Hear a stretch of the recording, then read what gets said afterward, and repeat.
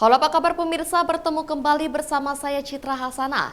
Kami akan menemani akhir pekan Anda dengan berbagai informasi yang unik dan juga menarik. Tentunya hanya di Liputan Akhir Pekan.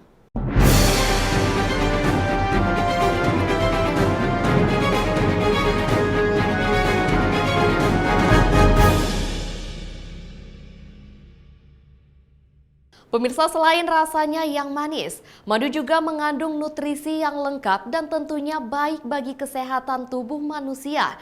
Di Kota Pematang Siantar terdapat rumah peternakan lebah madu, berikut liputannya.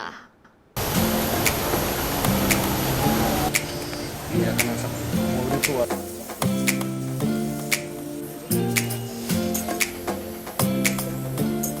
Halo pemirsa, bertemu kembali di Liputan Akhir Pekan bersama saya, Angel Nenggolan. Pemirsa, tahukah Anda bahwa lebah madu adalah serangga sosial kaya manfaat? Semua yang dihasilkan oleh lebah madu memiliki khasiat baik untuk kesehatan. Madu alami pada umumnya terbuat dari nektar yang di dalamnya terdapat cairan manis yang terdapat dalam mahkota bunga yang diserap oleh lebah.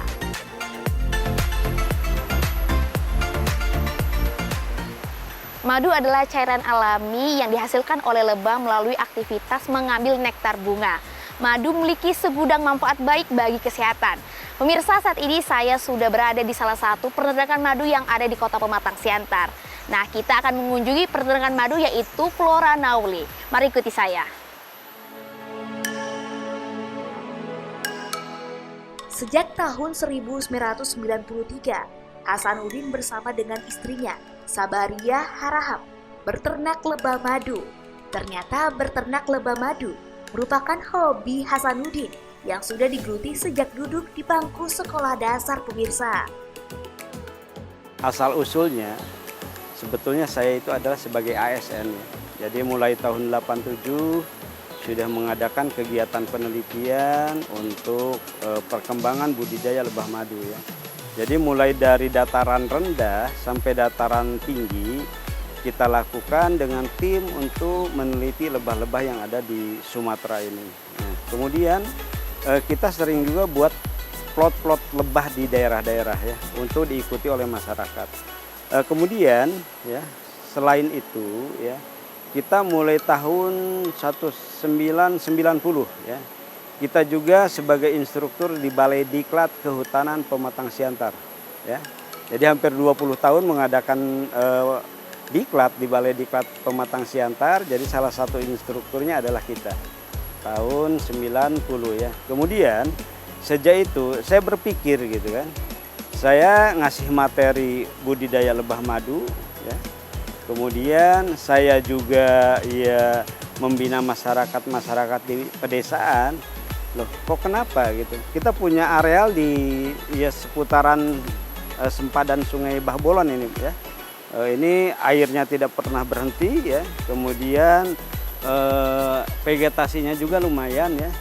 Itu akhirnya setelah menikah dengan istri Boro Harahap ya, kami mulai di sini mengembangkan juga gitu.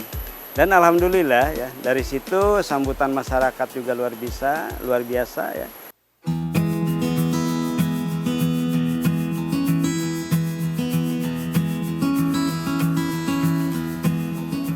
Adapun lebah yang dibudidayakan di Flora Nauli ialah lebah apis cerana yang sering disebut lebah penyengat dan beberapa lebah tanpa sengat atau yang biasa akrab disebut stinglesby.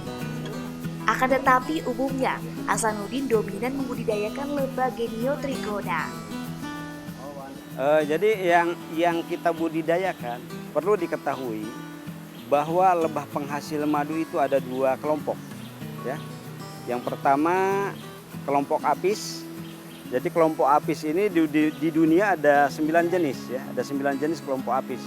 Ya, jadi kelompok apis ini lebahnya punya sengat. Tapi 6 diantaranya berada di kita di Indonesia. Yang lokal-lokal lah ada di kita ya.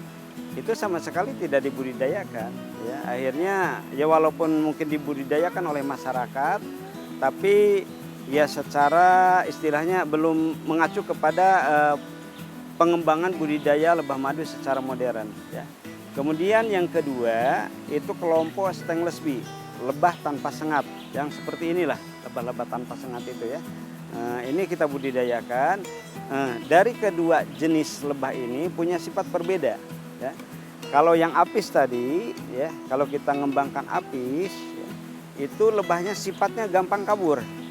Di saat tidak ada sumber pakan, dia akan kabur mencari tempat yang ada sumber pakannya ya. Kemudian kalau yang stainless bee ini, yang lebah tanpa sengat ini, dia lebih bertahan ya, lebih beradaptasi di tempat kita.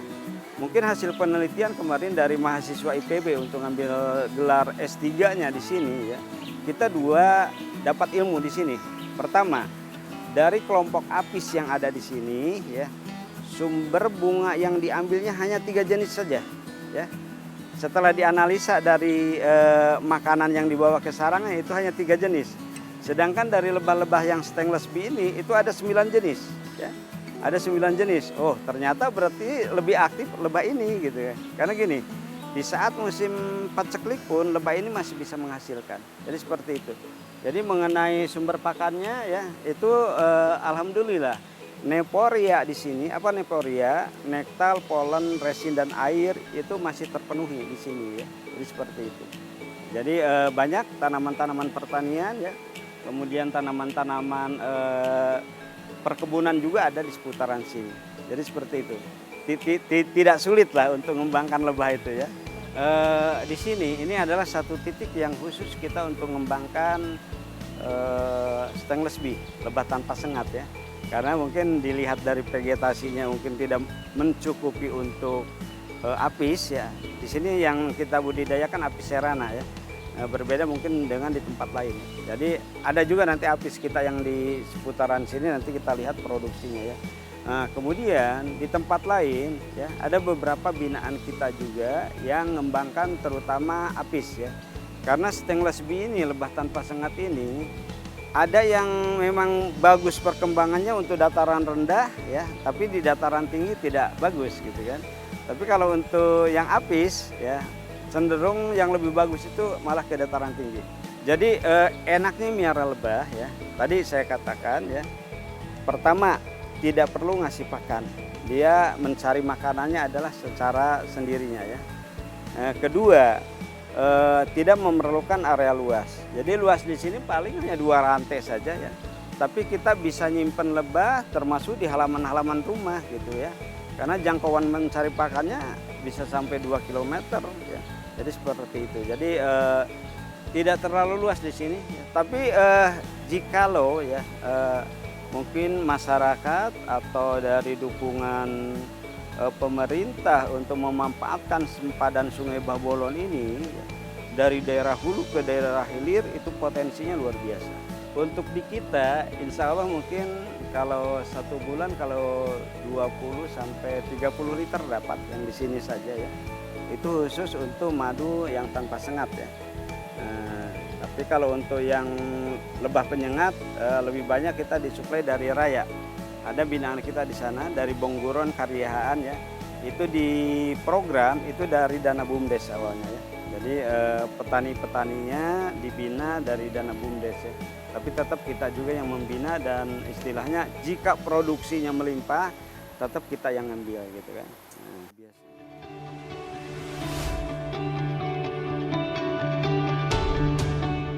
Nah, pada proses memanen madu, teknik yang digunakan berbeda, tergantung pada spesies lebahnya. Madu dari sarang tanpa sengat disedot menggunakan mesin, sedangkan madu dari sarang lebah penyengat dipanen menggunakan alat berbentuk tangki yang diputar agar cairan madu keluar.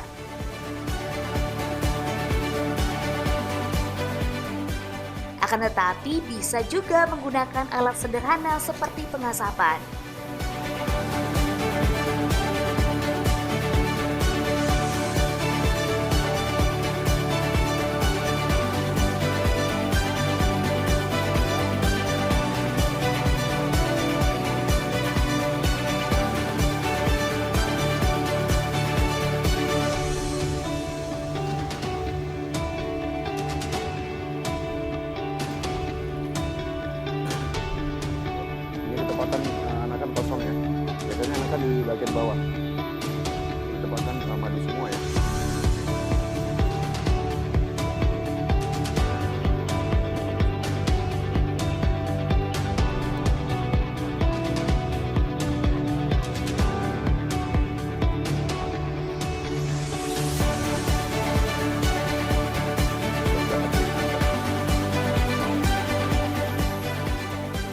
Warna dan aroma madu juga akan selalu berbeda-beda dari sarang lebah, tergantung dari nektar yang dihisap lebah. Dalam 1 bulan, Flora Nauli mampu menghasilkan madu sebanyak 300 kg dari 14 spesies lebah.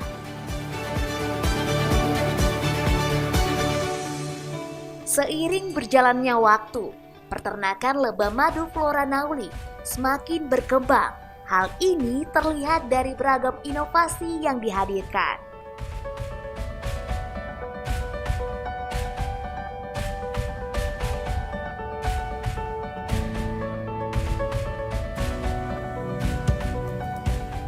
Tidak hanya produk madu, peternakan lebah madu Flora Nauli Group juga menghadirkan pelatihan dan pengembangan lebah madu loh pemirsa. Dan dari dulu itu sudah dilakukan ya. Flora Nauli Group itu membuka edukasi, ya edukasi. Memang identiknya pertama sekali itu edukasi, disebarkan ilmunya kepada masyarakat. Itu tekniknya kan tadi udah kita bincangkan sama Bapak dan anggota yang ada di lapangan. Itu tekniknya. Edukasi ini mengenalkan. Nah bagi masyarakat, bagi yang mau belajar, kita persilahkan itu inovasi buat mereka gitu. Karena ilmu tentang lebah ini atau masakan ini kan jarang orang yang mempelajarinya, tapi kita buka untuk mengenalkan itu kepada mereka.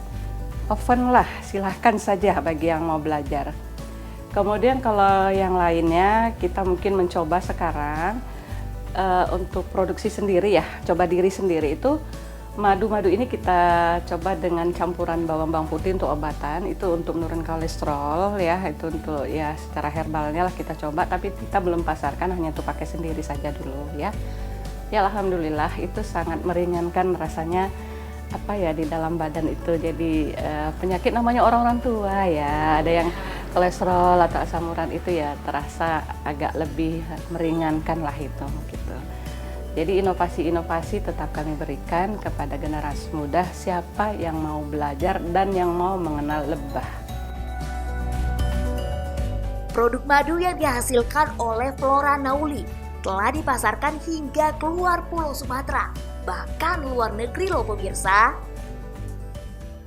Madu Flora Nauli ini mengeluarkan madu ada ukuran 120 ml ya.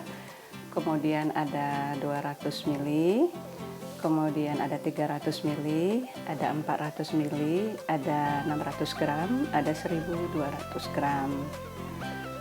Kemudian madu Flora Nauli ini ada jenisnya, itu tergantung kepada sumber bunga yang diisap lebah tadi itu ya. Ada yang bunga liar, ada yang bunga kaliandra, kadang-kadang ada juga bunga akasia tergantung musim.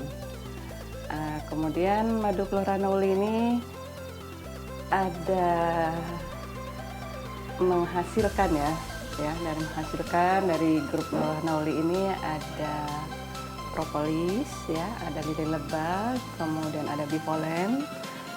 Semua itu ada kami jual untuk kami pasarkan. Ada madu sarang juga ya. Madu sarang ini memang jarang dapat.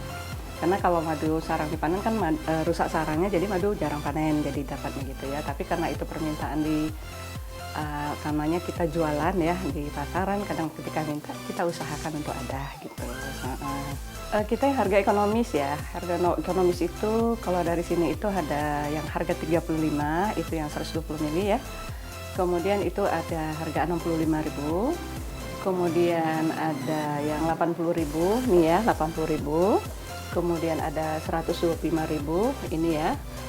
Kemudian ada yang sama ini ukurannya 125.000 ya, botolnya jadi yang berbeda.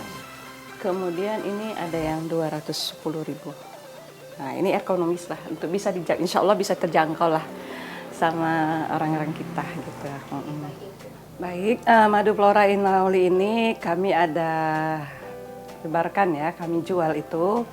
Pertama sekali itu dari teman-teman ya, terus kemudian kita ada masuk ke market juga, ada rezeki halal barokah itu di Pematang Siantar ya. Kemudian ada rezeki halal barokah di Tebing, yaitu ada kita masukkan. kemudian dari online, pesan melalui WA, dan itu kemudian dari ya anak-anak kan dunia online sudah lebih paham ya, generasi muda gitu, jadi banyak juga melalui online, terus pesanan-pesanan dari kantor ya, Bapak kan bertugas di kantor, banyak juga. Kemudian dari teman-teman kita juga gitu ya. Dan event-event Bajar yang selalu kita ikutin. Di situ dengan eventnya Bajar, kita selalu ditambah pengalaman, tambah kenal, mereka pesan langsung ke kita atau kadang dari market-market yang udah ada kita tunjukkan tempatnya di situ. Bagi pemirsa yang tertarik untuk membeli produk madu Flora Nauli atau produk lainnya, harga yang dihadirkan cukup terjangkau, mulai dari Rp35.000 hingga Rp400.000 tergantung ukuran produk. Baik, ini hasil dari panen madu apa ini, Pak? Madu apis. Madu sarana. apis. Baik, Madu Pak. sarang. Madu sarang, oke. Saya akan mencicipi dulu, Pak. Siap, Ya. silakan. Oke. Baik pemirsa, ini adalah hasil panen dari lebah apis. Nah, pemirsa yang tertarik atau ingin mencoba langsung memakan atau sekedar untuk melihat atau membeli produk dari Flora Nauli, Anda bisa bertandang ke rumah produksi madu Flora Nauli yang terletak di Jalan Setia Negara 1 nomor 5 Kota Pematang Siantar. Nah, saya mau mencoba madunya ya pemirsa.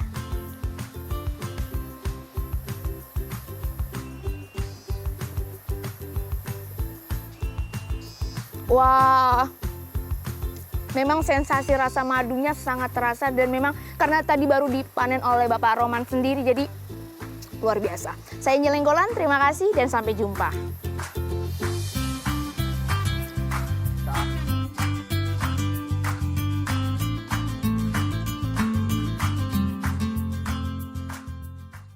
Flora Nauli tidak hanya menghadirkan produk madu, beragam produk lainnya juga tersedia. Selain itu, Anda juga dapat berkunjung ke rumah peternakan madu Lebah Flora Nauli guna merasakan langsung memanen madu langsung dari sarangnya.